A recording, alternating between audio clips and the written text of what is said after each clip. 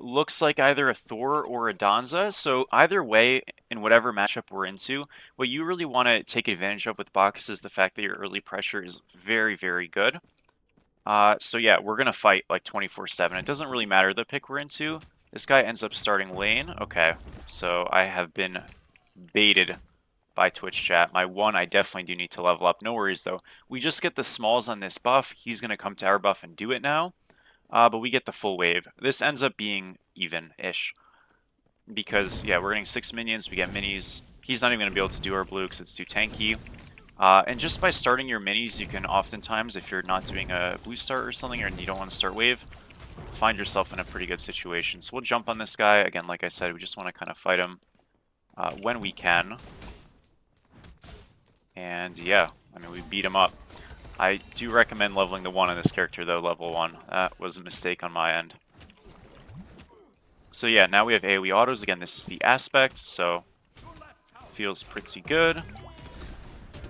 We just had like a super lag spike there. What was that? Alright, no worries. Got a couple more autos. Again, you play like very, I'll say like loose on this character. You're kind of always fighting and just making up for the fact that, hey, your clear is pretty damn good. And your buff lasts for a long time. Just don't think he's even prepared for this. Get some good poke on him, and we're all good.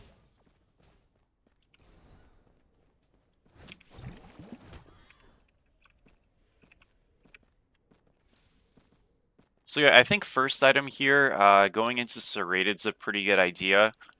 The point behind it is like, you know, we are building tank, but we want to go like 1 damage at him to push our lead. It's really nice to have some sustain on your character. I think that's probably the best pickup you could do. You could also go into an actual auto attack item, but again, building Bacchus aspect, you're basically building full tank, just with your first item being damage. If at all, you don't even have to go at first item damage, you could just go full tank outright. Technically, it is worse late game than regular Bacchus, but regular Bacchus doesn't really get you in a situation in solo where you're going to be head in the laning phase, so yeah, this ends up just kind of being the thing. Alright. Cool stuff. I'm not really a big Bacchus solo fan. I've never really enjoyed this character. He used to be really good at the beginning of Smite 2. But I did want to get a video on him because I think aside with Cab, he's like kind of the guardian you pick to like win lanes. You can play Athena and Sobek and you know, a couple other picks as well that are like magical tanks, and they're solid, but they're usually a lot less controlling in the actual lane. So this and Cab are really your 2 pressure picks. Cerberus sometimes as well, but not nearly as much. Alright, so we got a little bit of a lead. I guess I'm going to go... Yeah, I'm not really sure build-wise, but I'll go first item yet, so I'm not going to lock into one of those too quickly. We'll just kind of keep at it. It's a very, like, uninteractive lane with the Danza, right? Because he's just, like, not trying to fight us ever. And it's a bit boring, for sure, but to be honest, like, it is what it is. You don't really worry about it. I think the biggest mistake people do when they're in these lanes where the other guy is just like kind of choosing to not fight or do anything is they will like chase and look to poke them and all that stuff and then end up taking like way too much damage because they're spending too much time looking for a fight. And that's not good. You don't want to do that. This is Aegis down for my beads. Because assuming you do that, all of a sudden, you know, you're going to be chasing people. And the truth of the matter is you can just kind of do neutrals and sort of be all set. Alright, this is ult for free. We just run. We gotta back off here.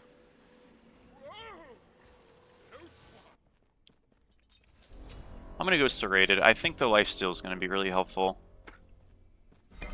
Generally, with getting rocks in solo at this point, they're like... just not really worth going out of your way to do. If you can get them, great, but yeah, you're not jumping over. Great job. Yeah, you're not jumping over to like go get them over a wave or something like that. So we'll try to, you know, make an effort to pick some up, but I'm not going to be like sacking things to go get it. Again, you're going to find this Bacchus pick to overall probably do best into frontliners. This pick, does fine into backliners and whatnot, obviously, because again, focusing on a clear, will net you good results because your clear is good. I would recommend probably some other picks explicitly into backliners just because they tend to have more sustain, but again, that's kind of why we're going slow rated. So, yeah, this pick is generally pretty strong, pretty good. Again, it might not be my personal favorite, but that doesn't mean it's like a bad pick or anything like that. All right. You could also max your 2 first instead of your 3. This is just like what I'm doing this game. The thing with maxing the flop is like obviously it's instant damage. My flop won't get canceled by the Danza, but I don't necessarily want to be jumping in all the time, right? Because that makes me pretty easy to gank. So it's kind of two sides of a coin. It just depends, what you're looking to do. Here, obviously, we can jump in because they're all left. But also, sometimes your jump's just a gap close, and if you're leveling it for damage and you're not hitting it, well, that's not great. I can ult like as much or as little as I want. I think here we could just ult him maybe. That was a good play by him. We got his ult. I'm probably just gonna ult this wave.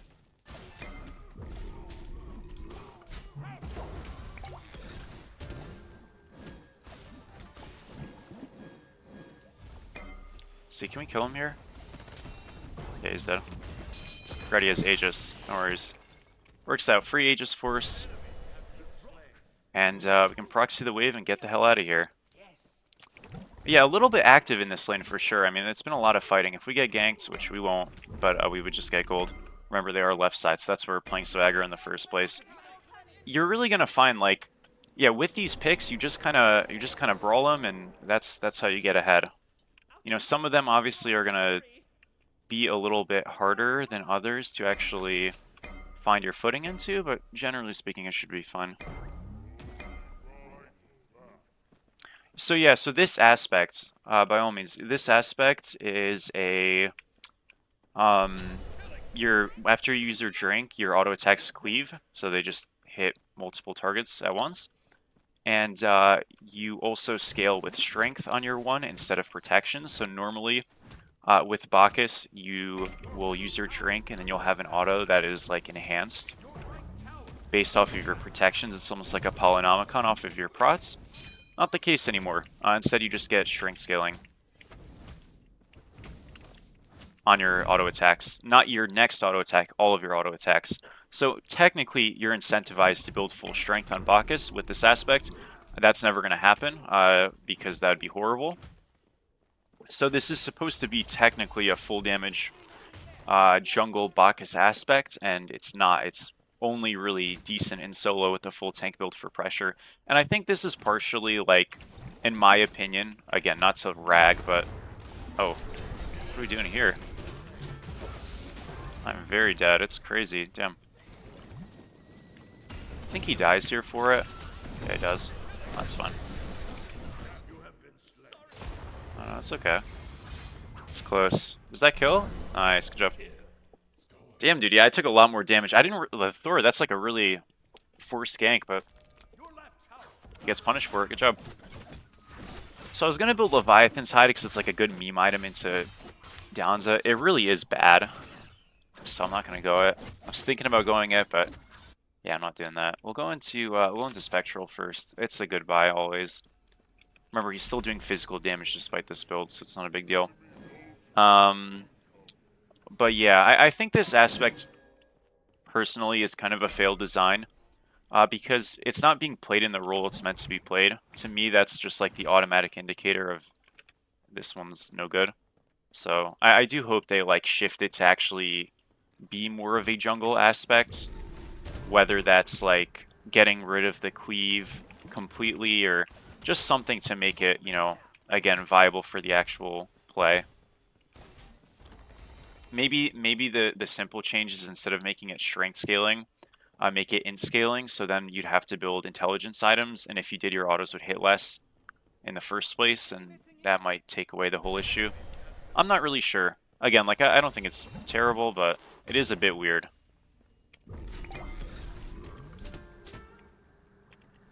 So obviously using this because it just kind of peels them. Oh, that's crazy. Yeah, he's out. Run! Coming.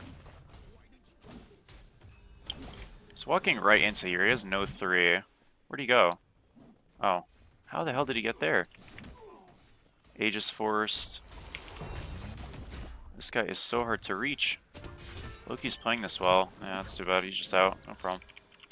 I literally can't reach this Donza. This sucks. Oh my gosh. Okay, let's just go back. Oh, he's back on him? My bad, dude. I didn't know you were still fighting. Super griefing him. It's fine. He can just run. This is like really fucked because... Yeah, okay. Well, he just inted, so it's alright. I was going to say it's really fucked because I'm missing a wave for this, but it worked out.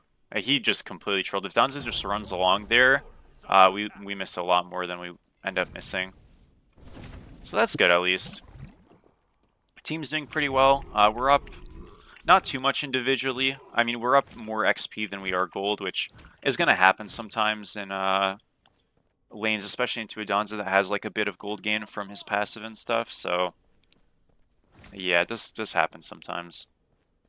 Again, I will say, I don't think this is like... I wish I could have had a matchup, I guess, where I could like have shown the pressure of this character, because this ends up just being a PvE lane, and I don't really have the range to actually punish him. So most of the time, like when you see this Bacchus aspect, where you're going to see it excel is in matchups where the Bacchus can actually consistently get auto attacks off, or his auto attacks have like enough of a threat that they zone people back. So say you're playing a character like Mulan, even Achilles, Hercules, Thor, you know, Cabrakan, even amongst other picks. They're generally on the shorter side range-wise. So as a result, did Donza just TP over? I think he did. As a result, you know, they kind of they're gonna get their hits off, right? That's just like the truth of the matter. And Bacchus is gonna be able to hit them back. If you're playing a character like Donza, you're playing a character like even Mordred or something who you can't consistently hit as an auto attacker that's melee, you're going to really struggle on this character. Or not struggle necessarily, but you're not going to apply the pressure. So look to play it into characters you can actually hit frequently, because that's going to be your best friend. Even a character like Hades, you'll be able to hit pretty consistently if he plays aggressive, so yeah. But one thing, you know, these picks do open up, which is really nice, is you get that opportunity to you know, play it and get a Hunter mid, which is really valuable right now because you get some magical damage on your draft. So that's just like Guardian value in general. Donza might be on gold with them if they're doing it. Again, the point is, unfortunately, I got beaten out in the rotation. I'm just trying to punish as hard as I can on the right, which we did a great job of doing. So yeah, a little bit shitty that Donza got the TP off. Again, I probably could have called it. I didn't know he was TPing, right? But I could have called. It could happen. And yeah, sucks a bit. Whoops. Oh, this is not good. Avoided the double tap. I think I killed Thor here. That's a good knee ult. Nice. That's fine. Okay, so they end up like coming to cover me, which is fine too. It doesn't really matter. I ended up being out, but I guess it's hard to tell at that point. I didn't know I was out, to be honest. Alright, this is playable then, because we have help. I don't want to jump into the Ganesha. Well, that wouldn't be too good.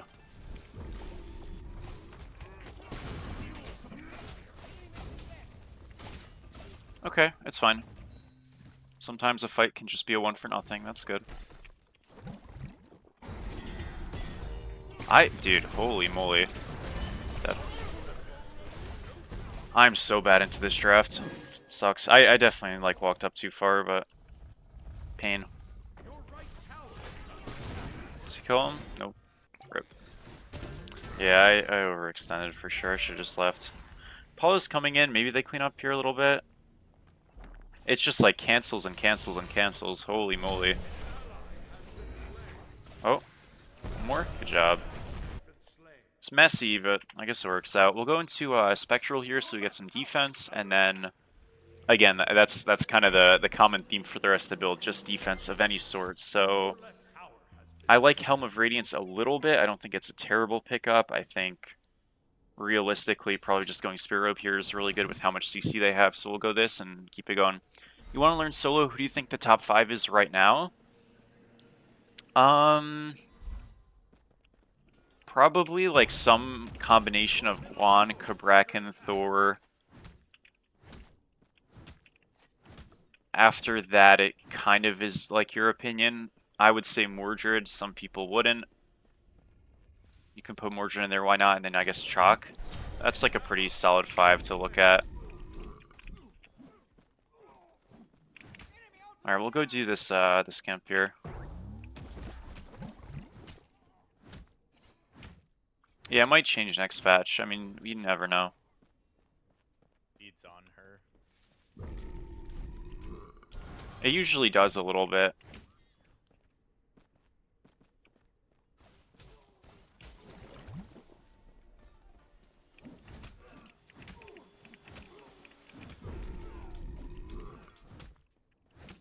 Alright, their blue's up. Guess I'm gonna come over to that.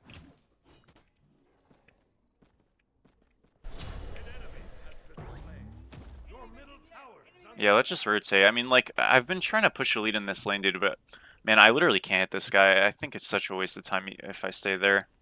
This looks like playable. Knockback immune in R3. We got some autos on this guy. A little bit weird. I think he should just always hit the on her there, but we still killed him, so no problem. Good job by this guy. We pre-beats this so he can't get stunned. Now we just want to auto him down a little bit. Oh, good job. Good ult. Huge. Really well done. We got a DS side kind of like out of nowhere. That's dope. Want to do gold here. Is Zeus solo still a thing? Not really. Bloodbound getting nerfed and Cersei's getting nerfed really killed him. I mean, you could play it still, dude, but a lot of the problem also is like the picks that are good right now kind of fry him. Which, it's not that they didn't before, but his items were a lot better. So, like, you play a Zeus into a cab, I think you just feed.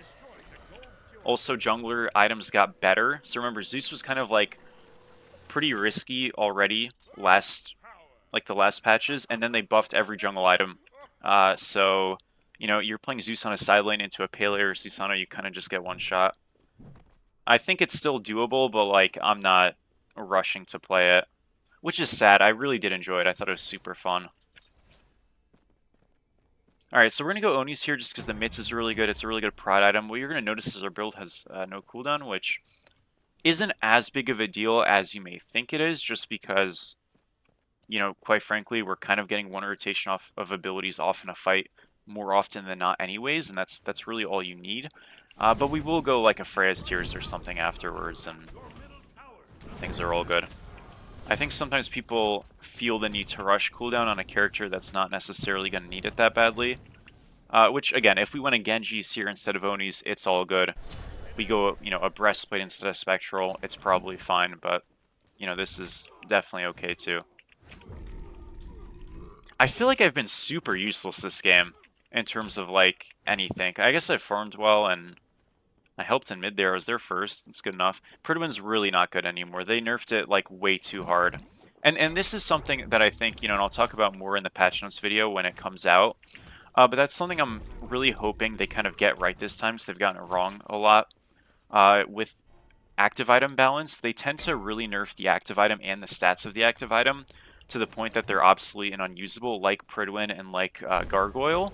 I really hope they kind of look towards the team beads types of... Hold up, let's try to get him out. Got him out, nice job. Oh shit, there's another one. Can I dive him here? I mean, I'm gonna try, but the Neath ult's good. Bro, Neath is so OP. Auto 3. Am I out? Yeah. Okay, cool. What was I gonna say? Oh, so like team beats, for example, they nerf the stats on the item and they kind of nerf the active item, but they really more so nerf the stats. And that's how I think how active items should be balanced. I think nerfing the stats is generally the way to do it, rather than the actual effect itself, because that's what's unique in the game, right? You don't want that to be bad. So I really hope, like, for these new active items and whatnot, if they are really strong, hit the stats, don't hit the active. Because, you know, if the thing about the item that makes it unique sucks, it's like, that's kind of lame, you know?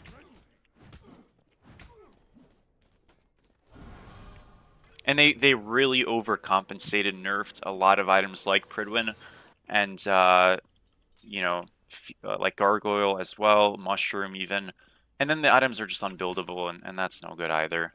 I think it's okay to have bad items in the game, but the moment items feel unbuildable, you gotta do something to them. So I'm hoping, some of those unbuildable items that exist right now, like Necronomicon and stuff, do, find their way onto a buff list one way or another. Because they have really cool concepts, and it's like, you don't want those to go to waste, right? Let's see, is there something here? Best believe there is. Boom! Great. Some people have asked, by the way, like, should you go Death's Toll on this god? And the answer is you can. The thing you have to just be mindful of with Death's Toll is, like, you're going to be squishier, and with how aggressive you play on this character, being squishier can mean you're kind of like fodder anytime you get ganked, so it's a risk reward, your choice. But we are frying. My bad. Oh, I fucked it. I'm sorry. Our team is just like cooking though. All right, Bacchus Gaming is going on. Tier 2 tower gonna be hit here. Here we want to back up and just do gold. The reason why is they're respawning. We still have numbers, so it's not that we can't do anything, but we just don't want to like, run amok, trying to do things. I'm gonna pull this towards the gold, and we can try to do both.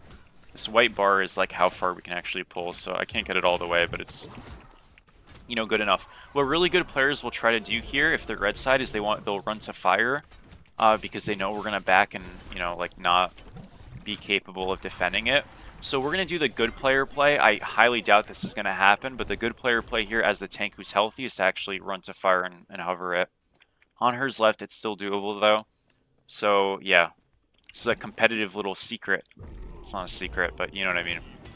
You just hover the opposite side, and you don't int. That's important. I know I'm inting a little bit here, but you don't int, and you just make sure to cover, because they could also look for a play on you if you play, aggressive topside when your whole team's weak. So yeah, looks like they're kind of doing neither. So I mean, we're all good. End up just splitting the map. That's a fine call too, but a lot less concerning, obviously. So we'll look for a reset. How do we beat the Scream team in the tourney? I mean, look, the truth of the matter is, like in competitive, players, like, how do I put it?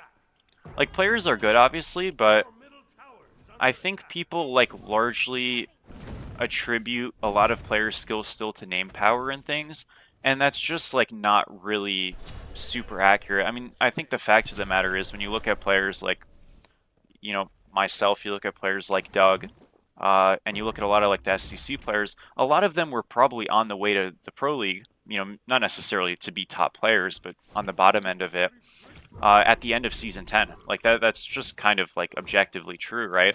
And we never had a chance to play in it because, well, it disbanded, right? So when you factor things like that in, the truth of the matter is, like, players just catch up, right? That's kind of just what happens in the game. I'm not saying we're all of a sudden better because we beat them one time, but are the games competitive? Of course. And when you have competitive games, you win some, you lose some, and that's just like how the scene is.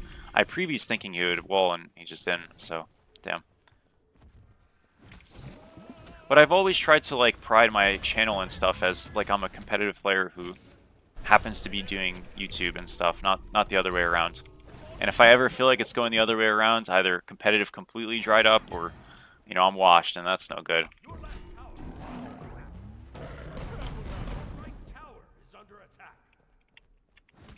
Play this and we just wait. I think he was thinking I would insta-rush it, and he's dead. Alright, bye-bye. It didn't work out too well. Donza's splitting. It's no big deal. We can just, like, start to look for fire. I'm going to reset head over.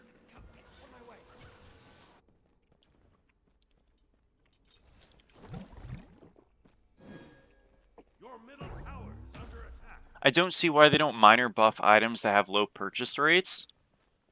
I don't have a good answer. I think part of it, What's tough is like I don't know what items do have low purchase rates. What's hard is like the thing is when you have a game like let's say like Valorant or League or something that has like a ton of content creators and a huge player base, usually those players I feel like tend to be more informed as to like what's good and bad because they have like a lot of websites that give them up-to-date good information. So like if you're playing Valorant or something, you know like what weapons are like not so great. Obviously they have a price, but the balancing around those I'd imagine are probably like pretty relevant because you can see, oh, you know, like this you know, these YouTubers and all these things, they never go these items, so they must not be too hot. Same with League and stuff. So I think you just have like a lot more knowledge. I think it's probably harder to go data-wise off of Smite because a lot of players just don't know how to build and there's not as much like support for it. Like I still see a lot of people, I mean, there's 2 Book of Thoughts in this game. I think now for Danza it's okay. This All-Star guy's a Danza main, but like, you know, Book of Thoughts is a bad item, right? But their mid laner has it, and he's probably in Masters or High Obsidian. So he's just building, like, completely incorrectly an item.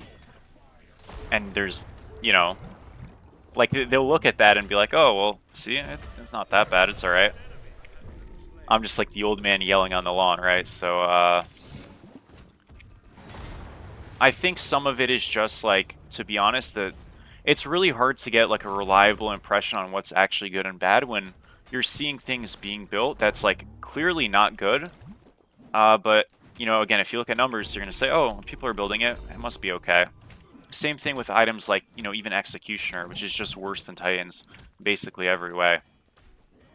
Not that it's, like, bad, but still, you know.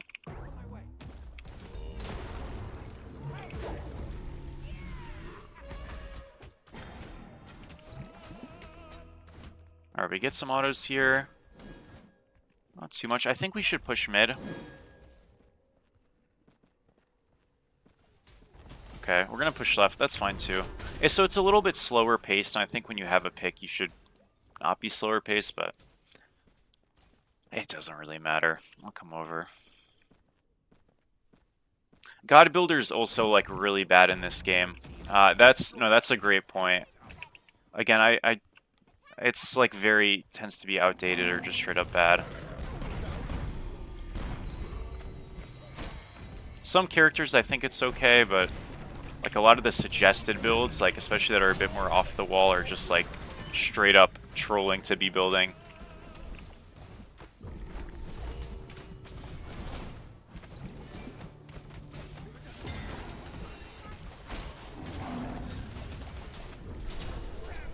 There we go.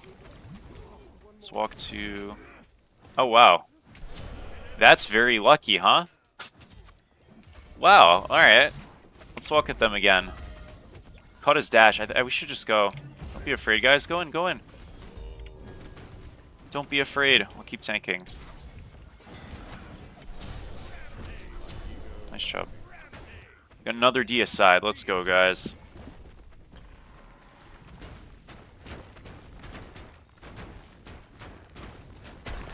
Boom.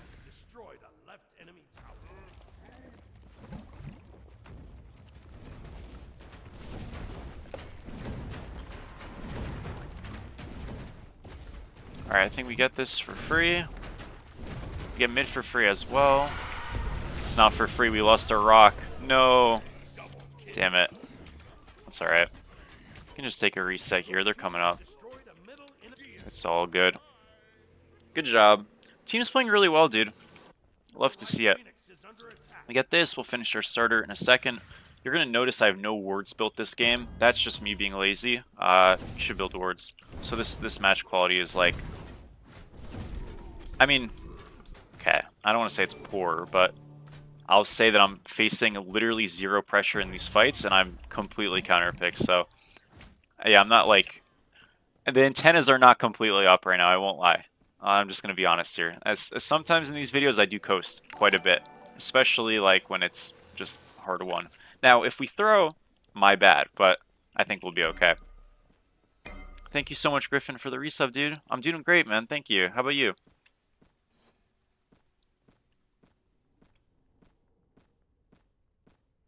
Yeah, no, I mean, I think like using some of the websites like Smite 2 Live and Smite Brain and things like that, if not just like going on tracker .gg and literally looking at some players' builds, that's, like totally good ways to do things. I would totally recommend that if you just want to like look at a build for something. I always just use a tracker, just to look at a player, like for other roles if I'm off roll. But, those other things are also totally good ideas. Instead, eventually, let's boost the neat stat line. Let's go. Okay, so we have a pick. Normally, like, you take the pick to do fire, but because they're out of position mid, this is, like, doable. Apollo's gonna ult us in. Let's go, buddy. Dun da da dun. So, Ganesha or Thor is good here. It doesn't really matter. Nice job. I missed an auto. Doesn't matter, though. Well done, folks. Yeah, they played way too far up. So the thing with playing up, like when you have Phoenixes down, is you play up when we're on fire. But when we're not on fire, if you play up, you might just get picked like that. So the answer there is you just turtle until you know they're around fire. How do you know? Hopefully you have like some vision. If not, I guess it's a little bit fucked. Nice, okay. Huge. GG. Well done, folks.